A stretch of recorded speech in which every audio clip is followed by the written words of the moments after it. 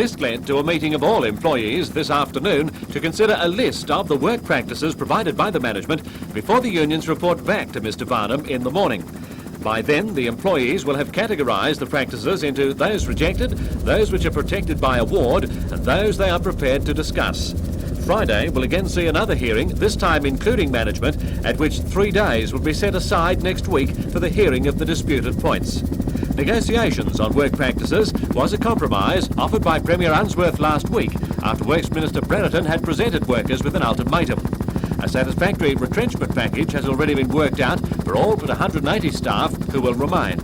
A list of those to be retrenched is expected to be drawn up by dockyard management this week, which unions say they expect to be given the chance to vet.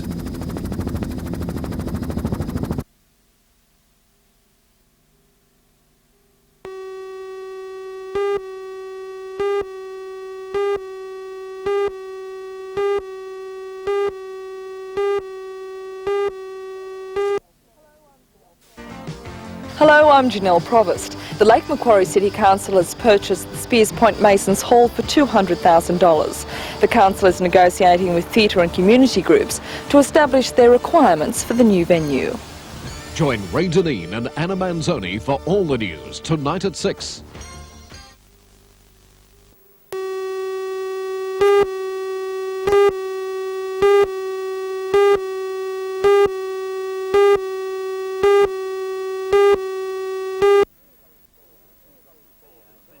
I've been dropped before, but it's always very disappointing when it actually happens.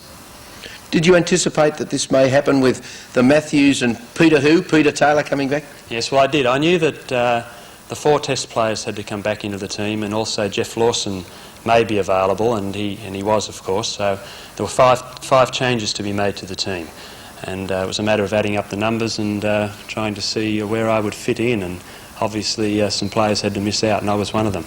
Is it the end of the road for the, in inverted commas, veteran spinner? Well, I hope not. There's 2 more Shield games to go this year, both in Sydney, where I certainly like to bowl, and the selectors, I think, indicated that they may need to take another spin bowler into Sydney, so I'm hoping there's 2 more games at least. It has been your happy hunting ground. You like to bowl there, you've got good figures there, and the selectors like to select you there, though, so you're still alive, aren't you? Oh yes, I think so. The one-day games that have been played on the Sydney Cricket Ground recently have indicated the wicket is still spinning there, so they need to get the right bowling combination for the next 2 Shield games there, and so I'm hopeful that I can return there. Let's not look too far down the track, but is next year still in your sights to play state cricket, or are you to the stage where you're just going to sort of stay local? No, I hope so. I hope that I'm still available. It's a selection thing then, so I've just got to wait and see. Still keen though? Oh yeah, certainly still keen.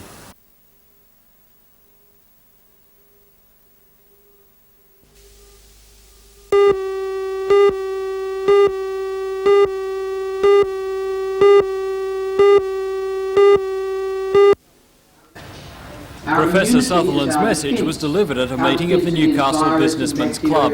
He was trying to bring home that AIDS is a crisis that affects the whole community and not just homosexuals and intravenous drug users. He says the virus is spreading through the heterosexual community and the cost to society will be enormous. He says conservatively, the medical bill for an AIDS sufferer will run to about $50,000, but he says that will only be about 13% of the total burden. The remainder goes to screening all blood and mainly to losses in production and the tax base. The new drug, AZT, costs about $10,000 per course, and although it doesn't destroy the virus, it does prolong life, and Professor Sutherland says this buying of time may eventually provide a cure. If you don't put the hand to the wheel, you will never be able to cure them. So yes, we must treat these people, but in the process we must understand what we're doing. And again, we are incurring a huge liability, a liability in terms of resources, in terms of manpower, in terms of human suffering, and I hate to keep coming back to it, but of course the old bottom line, there's a lot of money required for this, and it's not going to go away.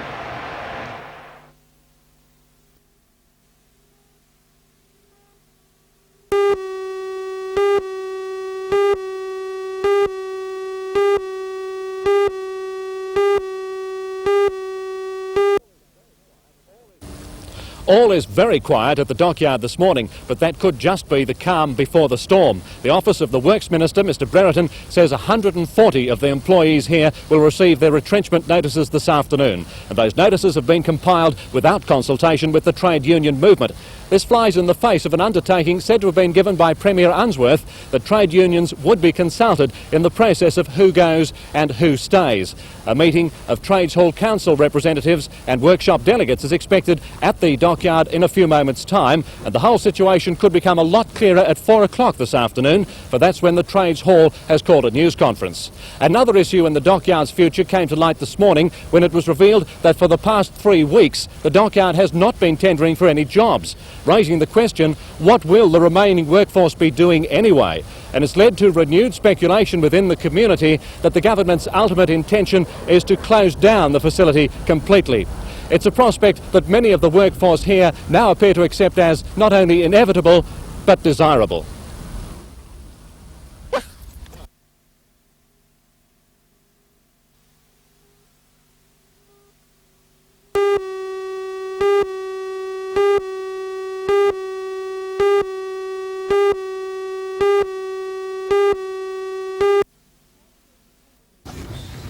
It's long been claimed that there are heavy costs in becoming an alderman. Personal burdens are acknowledged as part and parcel of holding public office. But for many, the financial penalties are hard to swallow. Mayor of Lake Macquarie, Alderman Jeff Pasterfield, whose council voted for the $4,000 increase, says the cost of becoming an alderman has deterred many contenders. He says a pay increase is long overdue. I think at the moment, if the community weighed up what an alderman is contributing in terms of both time, their time away from their family, and the money that they also contribute in many ways in being able to carry out their duties, then I think that they'd feel that that was quite justified.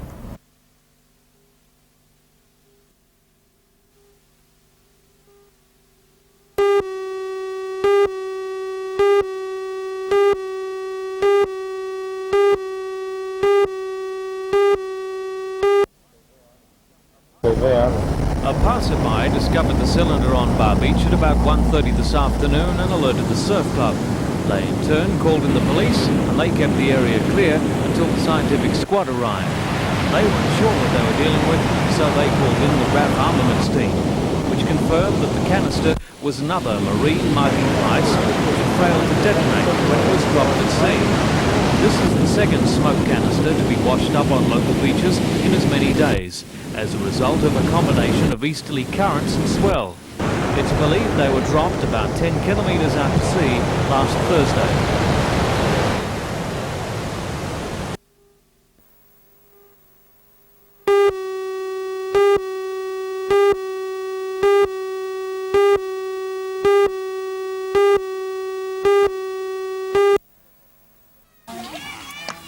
Several hundred residents from the townships of Barnsley, Edgeworth and Killingworth turned out at the Barnsley Showground to attend the third public meeting held by the local steering committee. The meeting urged all present to send submissions to the Department of Main Roads by the closing date next Tuesday. The meeting wants the DMR to opt for the so-called western option, which steers the freeway to the west of their areas. That option, however, is being strongly opposed by the residents of West Wallsend, who say it would ruin their environment. The Barnsley residents group opposes the two other options, the eastern and central proposals, because they say it will mean loss of houses and quality of life. The steering committee's chairman, Jack Adams, is hopeful the DMR will decide in their favour. When submissions close next week on the 24th of February, what can be done after that? Can anything be done? Well, there are steps that can be taken after a decision, but we don't believe that there'll be any other decision than the Western route.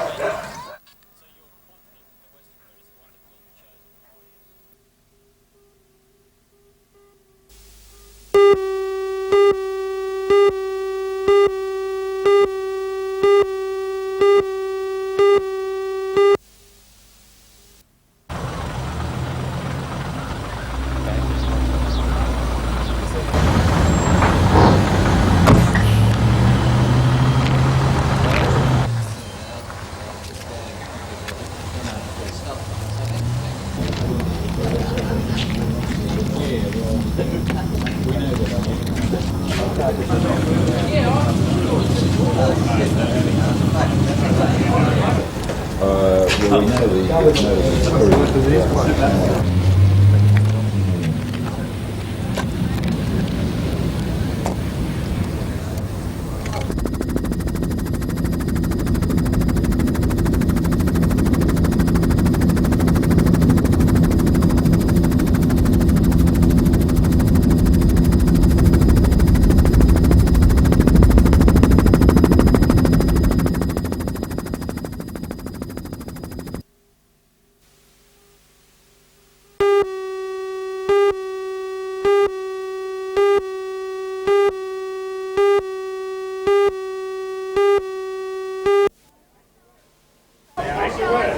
Thousands of students travel to and from school by train throughout New South Wales. While the authority says most are well behaved, high spirits and plain tomfoolery can result in tragedy. Each year, hundreds of people are killed in train accidents. There's approximately 300 people every year that are seriously injured. That's not just graze on the arm or the leg, that's seriously injured where they may lose a limb. There's also approximately 100 people that die. That's about 2 every week. To teach students just how dangerous practices such as leaning out of windows or chasing after moving trains can be, a series of lectures are being held, complete with videos and question and answer sessions. Ray Chapman, a former patrol officer with State Rail, says the authority is also teaching children the enormous cost of vandalism and graffiti. And he shouldn't have been trying to jump onto the train. It's costing approximately about $1 million per month to repair all this vandalism. So it's money coming out of our pocket as well as the children's pocket too. Mr Chapman says one big deterrent is the new ruling on students' free travel passes. They can now be withdrawn if students are caught damaging railway property or misbehaving on trains.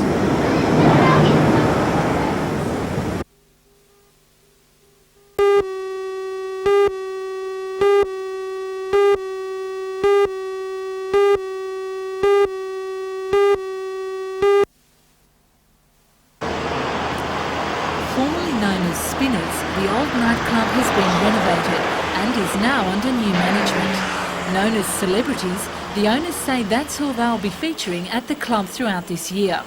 And who better to start the show than with boxing champs Jeff Fennick and current super flyweight title holder Peter Matrevsky, testing out the new Chinese cuisine.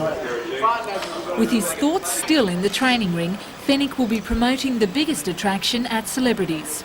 Well, I think everybody knows I like setting records, and tonight, the opening of Celebrities, I think they're going to set a real record in charging $20 for as much food and drink as people can eat and drink, and it's not just for a week or so, I think it's forever. So, I don't know how well they're going to go here. I think the people are going to enjoy it, but, I really enjoy coming up here and helping out a friend of mine. And you're also up here to seek some local support for the next big fight coming up?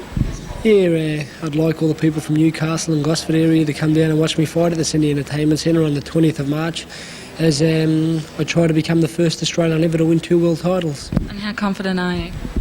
I'm very confident. I relinquished my bantamweight title in the quest to be the first Australian to win two world titles, so I wouldn't have done that if I wasn't confident.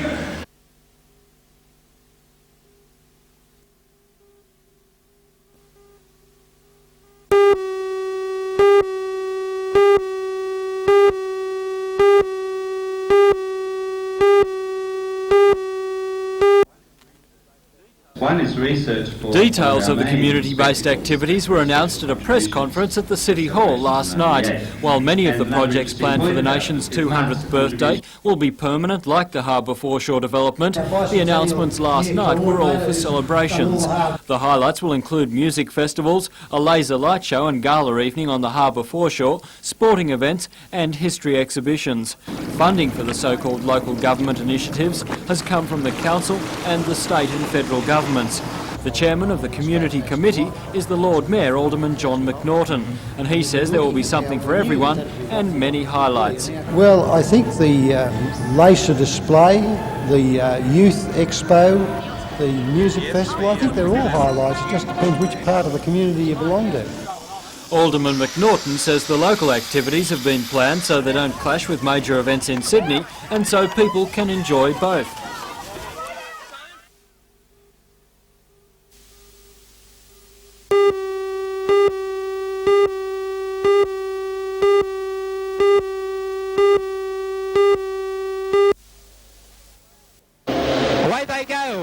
Current New South Wales champion Chris Watson, former champion Stephen Davies and Brian Nixon are just a few who will be out to beat Englishman Sean Wilmont, who took out the International Silver Sash Series late last year. Also on the program, the Buttercup Bakeman's New South Wales UFO Sprint Car Championships will be held with over 30 entries from all over New South Wales and Queensland. The Super Sedan racing will also be interesting, with Grand National star revving Ronnie Pine stepping into the Super Sedan ranks. He'll clash with his brother John Pine for the first time in that division, as will hot rod driver Neil Gillespie, who also comes into the sedans tomorrow night and should be another to watch. Formula 500s, modified hot rods and stock cars will also be part of the Motordrome's big program. Gee whiz, that was...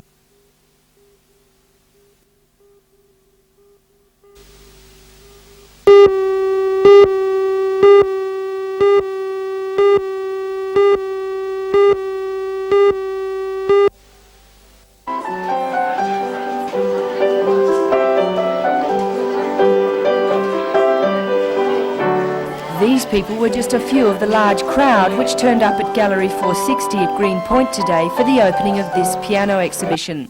The idea was to more fully explore the link between art and music.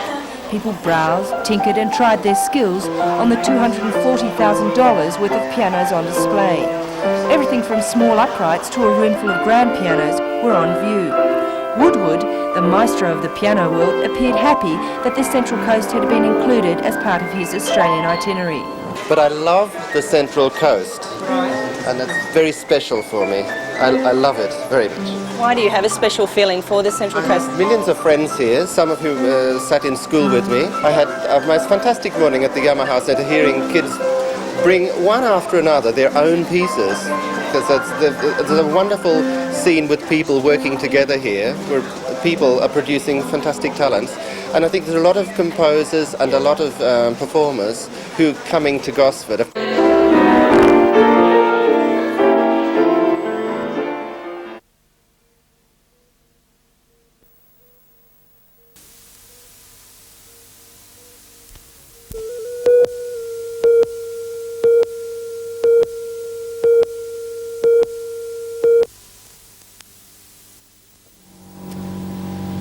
The newest of the two, Bernard Lewis's 83-foot Red Beauty Sovereign, was designed by David Pedrick, the man who brought Dennis Connor's Stars and Stripes from the drawing board to reality. Up against her was Bob Bell's Sydney Hobart winner Condor, designed by Toby Richardson, who also did the honours for all the Kookaburra Syndicate yachts. At the helm was the Cookers starting skipper Peter Gilmore, who might have come off second best over in Fremantle, but was determined to make the race a winning occasion.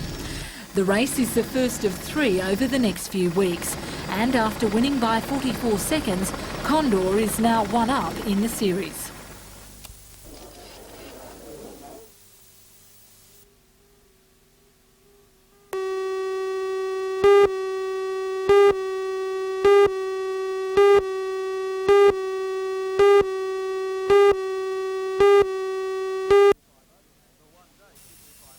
The one-day 55-over match at the number one sports ground is the second of three games in 3 days for the schoolboys side, which has just come together. Early in the piece today, they looked in a strong position after taking 2 quick wickets to have the senior representative side at 2 for 5. But that good start soon faded, and their more experienced opponents went on to give them a batting lesson and post a score of 8 for 293. Former combined high schools player Tony Ford scored 101, while last year's CHS captain Kevin Bray chipped in with 79. The best of the schoolboy bowlers was Gloucester's Laurie Daly, who took 3 for 79. The combined high schools team includes 3 players from Gloucester and 1 from Muswellbrook, and is a fairly young team. They were pinned down largely by good spin bowling performances by District Association captain Robert Holland and Chris Rudd. Rudd took 3 for 21 off 13 overs, while Dutchie took 1 for 12 off 11 overs. The schoolboys meet the university first grade side tomorrow.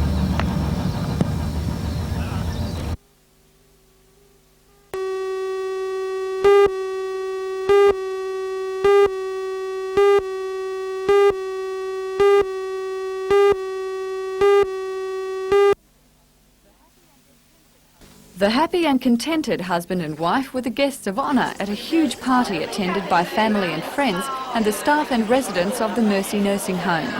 97-year-old James Brosey and his 92-year-old wife Christina have 3 children, 3 grandchildren and 4 great-grandchildren. Both James and Christina were born in the Singleton district to pioneering parents. Their enduring romance first bloomed in 1914 at a country hop. At a dance. What happened? I fell in love with her. After a 3-year courtship, James and Christina tied the knot in the All Saints Parish Church in High Street, Singleton. Mr Brosey remembers his wedding as if it was yesterday. Yes, the most beautiful day. Sun shining. It was beautiful.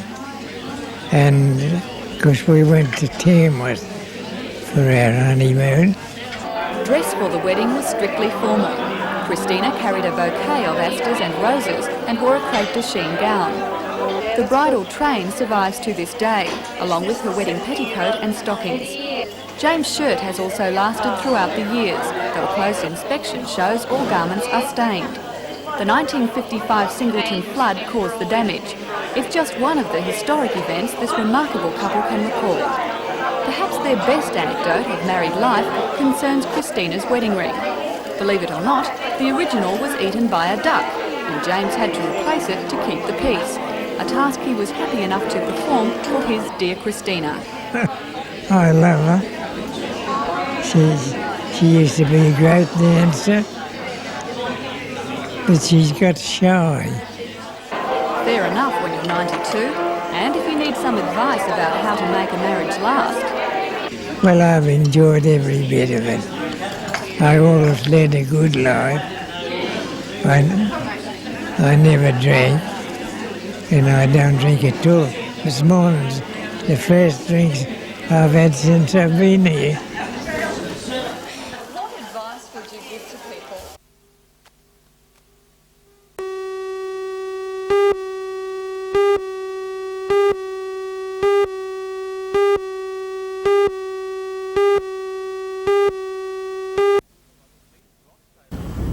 Meet Ross Taylor and his brother Stuart. They've converted a small part of their dairy farm at Duckenfield into a car yard with a difference. What you see here are 53 Morris Minor cars collected over the past 10 years. The cars are in a various state of repair and disrepair, but every model ever produced in the Morris Minor range is represented here. The first Morris Minor dates back to 1949, and they were mass-produced until 1962. Ross explains their attraction. They're really like a Meccano set. They're all screwed up, everything unbolts. You wouldn't believe it, what they're like, till you work on them. They're so easy. Everything is just like a Meccano set, really it is. Ross is not exactly sure what he'll do with all the old cars. He's restored a few, and spare parts for that sort of thing are hard to come by. But he denies that his paddock has turned into a graveyard for the classic old cars. It's not a graveyard, and nothing's a graveyard till something's buried.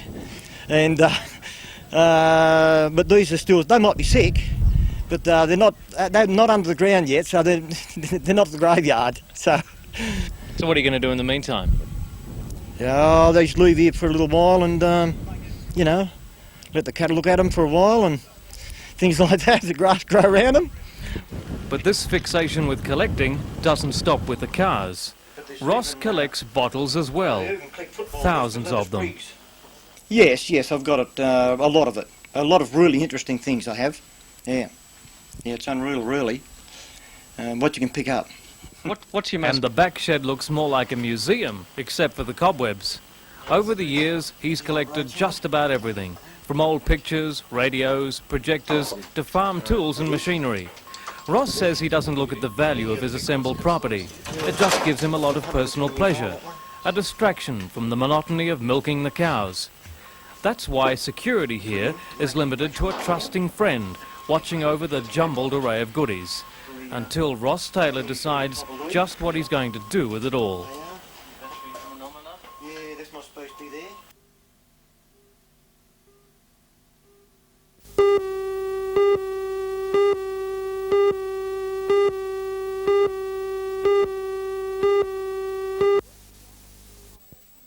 began on the new complex in June last year. The old clubhouse had stood since 1958 and was no longer suitable for use by the large number of lawn bowlers in the area.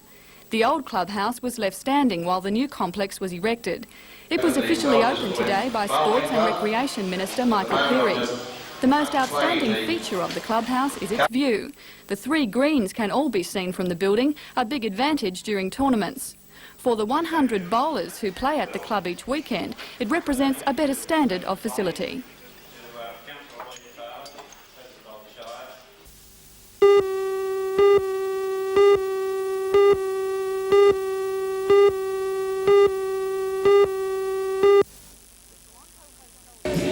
The Toronto Hotel's 100th birthday party swung into gear yesterday.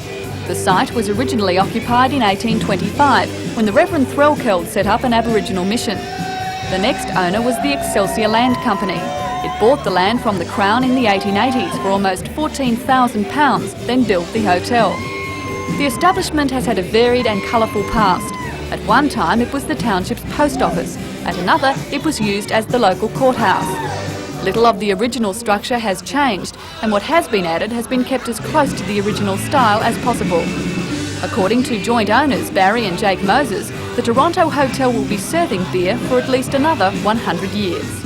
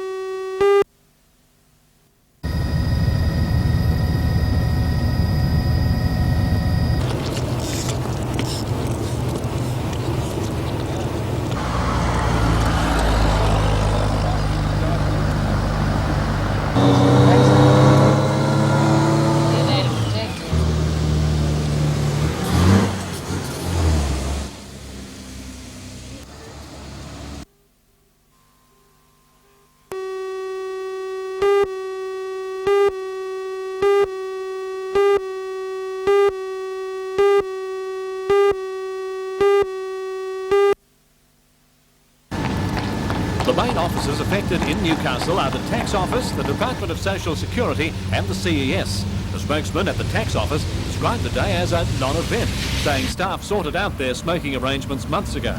Much the same message came from the Department of Social Security, whose regional headquarters is in the GIO building in Hunter Street. A spokesman there said certain areas of smoker resistance had already been sorted out. However, the Public Service Association says the government must provide separate facilities for both smokers and non-smokers. Legal advice is being sought on possible civil liberties infringements because it's seen as an imposition. A union spokesman also said it's feared the government might impose abstinence from smoking as a condition of getting a public service job. The Commonwealth Employment Service Regional Manager Alan Bagwana also recognises some problems. Some officers have enforced the non-smoking rule for some time.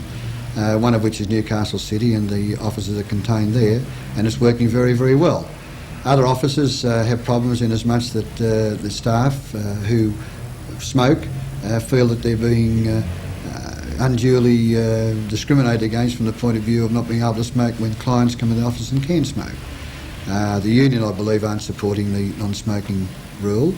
It makes it very, very difficult. It also makes it difficult from the point of view of defining areas where people can smoke.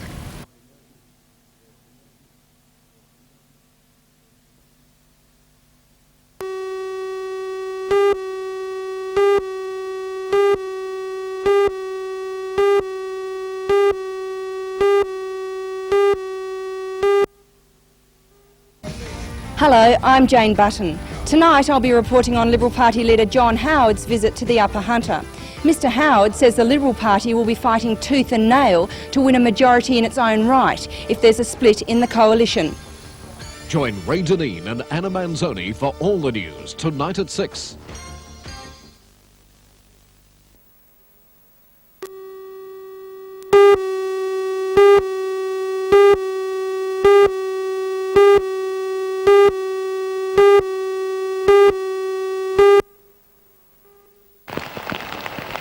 After 4 years of watching their houses crack and crumble before their very eyes, the residents say the discount in rates is at least something.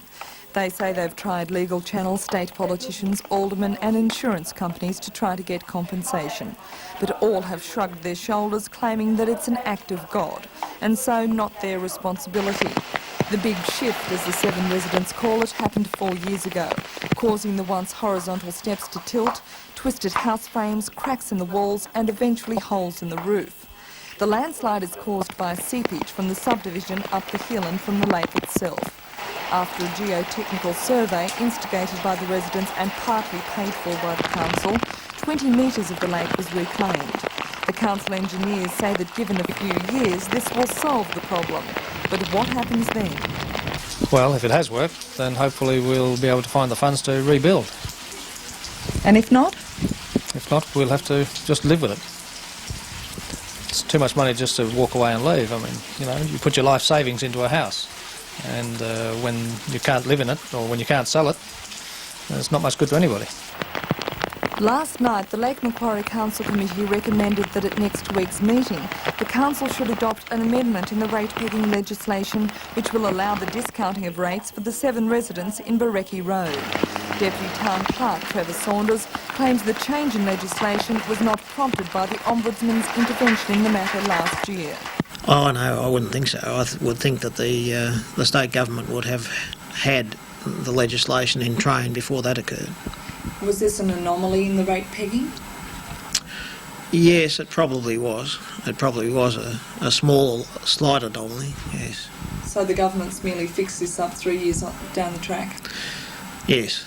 The council says that this reclamation work will solve the problem, but it'll take at least 2 or 3 years to make sure of that. They say then the value of these properties will be reassessed and they may go back to their original level of rates.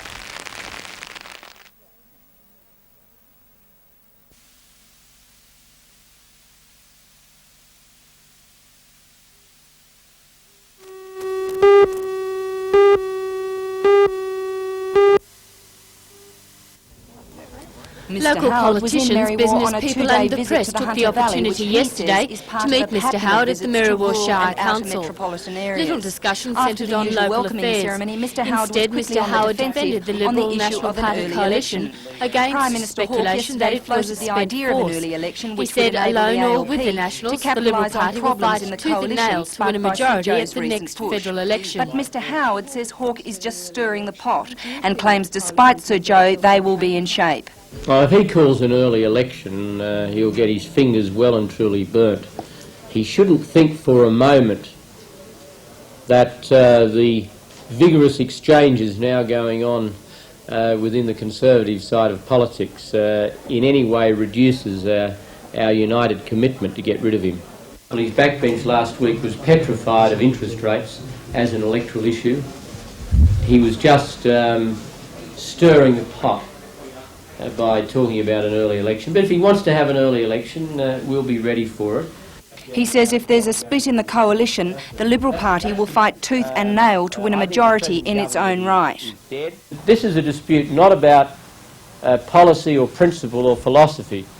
It's really about power and personality and the desire of an individual to have control. Now, people have to make their decision on that. I hope that the 26 members of the National Party in the Federal Parliament vote according to what they think is in the best interest of the country. First, that's the best interest of Australia. It has to be everybody's consideration, and then in the best interest of their party. So I think both of those interests are served if the coalition continues, but if it doesn't continue, I can certainly promise you that the Liberal Party will be going flat out to win a majority in its own right.